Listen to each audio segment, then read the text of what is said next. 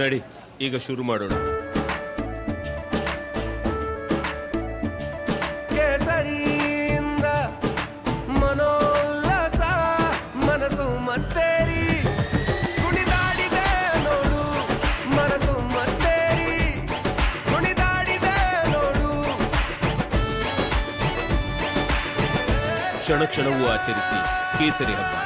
ವಿಮಲ್ ಬಾಯಲ್ಲಿ ಹೇಳಿ ಕೇಸರಿ.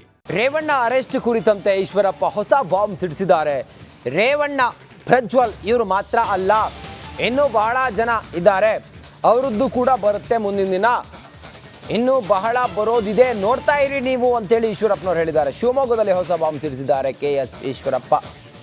BJPಯಿಂದ ರೆಬಲ್ ಆಗಿ ಹೊರಗಡೆ ಬಂದು ಮಗನಿಗೆ ಟಿಕೆಟ್ ಸಿಗಲಿಲ್ಲ ಅಂಥೇಳಿ ಪಕ್ಷೇತರವಾಗಿ ನಿಂತುಕೊಂಡು ತೆಂಗಿನ ಮರದ ಗುರುತನ್ನು ಪಡೆದುಕೊಂಡು ರಾಘವೇಂದ್ರ ವಿರುದ್ಧ ಕಂಟೆಸ್ಟ್ ಮಾಡಿರುವ ಈಶ್ವರಪ್ಪ ಈ ವಿಚಾರದ ಬಗ್ಗೆ ಪ್ರತಿಕ್ರಿಯೆ ನೀಡಿ, ಇವರು ಮಾತ್ರ ಅಲ್ಲ ಇನ್ನೂ ಜನ ಇದ್ದಾರೆ, ಮುಂದಿನ ದಿನಗಳಲ್ಲಿ ಅವ್ರದ್ದು ಕೂಡ ಹೊರಗಡೆ ಬರುತ್ತೆ, ಈ ಸೆಕ್ಸ್ ಸ್ಕ್ಯಾಂಡಲ್ ಅನ್ನೋ ರೀತಿಯಲ್ಲಿ ಮಾತಾಡಿದ್ದಾರೆ. ಏನು ಹೇಳಿದ್ದಾರೆ ಈಶ್ವರಪ್ಪ ನೋಡೋಣ ಬನ್ನಿ.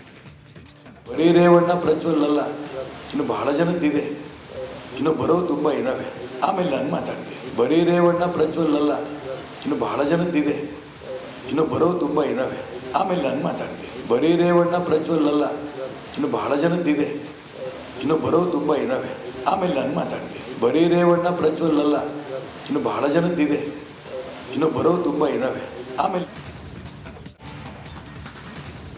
BJP ಜೊತೆ ಯಾವಾಗ JDS ಹೋಯ್ತೋ ಕೇಡ್ಗಾಲ ಶುರುವಾಗಿದೆ.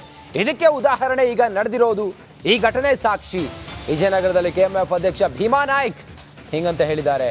ವಿಡಿಯೋ ಹಿಂದೆ ಮಹಾನಾಯಕನ ಕೈವಾಡ ಇದೆ ಅಂತೇಳಿ ಹೇಳೋದು ಶುದ್ಧ ಸುಳ್ಳದು. ಅವರಿಗೆ ಸ್ವಲ್ಪನಾದರೂ ನಾಚಿಕೆ, ಮಾನ ಮರ್ಯಾದೆ, ಲಜ್ಜೆ ಗಿಜ್ಜೆ ಏನಾದರೂ ಇದೆಯಾ? ವಿಜಯನಗರದಲ್ಲಿ KMF ಅಧ್ಯಕ್ಷ ಭೀಮಾ ನಾಯ್ಕ್ ಹಿಂಗಂತ ಕಿಡಿಕಾರಿದ್ದಾರೆ. ಯಾವತ್ತು ಇವರು BJP ಜೊತೆಗೆ ಹೋದ್ರು, ಕುಮಾರಸ್ವಾಮಿ ಅವರು ಅವತ್ತೇ JDSಗೆ ಒಂದು ಕೇಡುಗಾಲ ಪ್ರಾರಂಭ ಆಯಿತು. ಸೊ ಅದಕ್ಕೆ ಇದು ಒಂದು ಉದಾಹರಣೆ ಅಂತ ನಾನು ಭಾವಿಸ್ಕೊಂಡಿದ್ದೀನಿ. ಅದನ್ನ ಅದ್ರ ಬಗ್ಗೆ ಹೆಚ್ಚು ಮಾತಾಡೋಕ್ಕೆ ಹೋಗಲ್ಲ. ಕಣ್ಣು ತೆಗಿತಾನೆ ಯಾರಿಗೆ ಗೊತ್ತಾಗುತ್ತೆ? ಈಗ ದೇವರು ಎಲ್ಲ ಗಮನಿಸ್ತಿರ್ತಾರೆ, ಎಲ್ಲ ಕೌಂಟ್ ಮಾಡ್ತಿರ್ತಾನೆ. ಯಾವಾಗ ಶಿಕ್ಷೆ ಕೊಡಬೇಕು ಆ ಟೈಮಲ್ಲಿ ಶಿಕ್ಷೆ ಕೊಟ್ಟೆ ಕೊಡ್ತಾರೆ. ನನಗೆ ಗೊತ್ತಿಲ್ಲ ಅದು, ಸೊ ನಾನು ಅದ್ರ ಬಗ್ಗೆ ಮಾತಾಡೋಕ್ಕೆ ಹೋಗಲ್ಲ. ಸೊ ನೀವು ಅದನ್ನು ನಮ್ಮ ರಾಜ್ಯ ನಾಯಕರು, ಕೇಂದ್ರ ನಾಯಕರನ್ನ ಕೇಳ್ರಿ, ಅವರಿಂದಲೇ ನೀವು ಉತ್ತರ ತಗೊಳ್ರಿ. ಒಂದು ವಿಡಿಯೋ ನೋಡಿಲ್ಲ. ಅದು ನನಗೆ ಭಾಳ ಜನ, ನನಗೆ ನಮ್ಮರು ಕೆಲವು ನಮ್ಮ ಕಾರ್ಯಕರ್ತರು, ನಮ್ಮ ಮುಖಂಡರು ಭಾಳ ಜನ ವಿಡಿಯೋ ಇದೆ ಸರ್ ನೋಡ್ತೀರಾ ಅಂತ ಹೇಳಿದ್ರು. ಇಲ್ಲಪ್ಪ ನಾನು ನೋಡೋದಿಲ್ಲ ಅಂತ. ಯಾಕೆ ನೋಡೋದು? ಇದು ಶುದ್ಧ ಸುಳ್ಳು. ಇದು ಅವರು ಮಾಡಬಾರ್ದು ಪಾಪ ಮಾಡಿ ಬೇರೆಯವ್ರ ಮೇಲೆ ಹಾಕಿದ್ರೆ ಎಲ್ಲಿ ಏನೋ ನಮ್ಮ ಲೀಡ್ರ್ಗಳು ಮಾಡೋಕ್ಕೆ ಹೇಳಿದ್ರ? ಅವನಿಗೆ ಮೊಬೈಲ್ ಇಟ್ಕೊಂಡು ವಿಡಿಯೋ ಮಾಡೋಕ್ಕೆ ಹೇಳಿದ್ರ? ನಾವು ಹೇಳಿದ್ವಾ? ನಮ್ಮ ಕಾಂಗ್ರೆಸ್ ಲೀಡರ್ಗಳು ಹೇಳಿದ್ರ? ಇದು